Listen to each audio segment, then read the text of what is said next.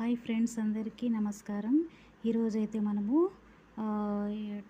ఒక్కట్లు చూపిస్తున్నానండి. 2 నుంచి 11 వరకు మనం చదువుకున్నాము. నేను కూడా మీకు రాసి చూపించాను కదా. ఇప్పుడైతే 12 ఒక్కట్లు మీకు రాసి చూపిస్తాను ఫ్రెండ్స్. ఓకేనా? మరి 12 ఒక్కట్ల 12,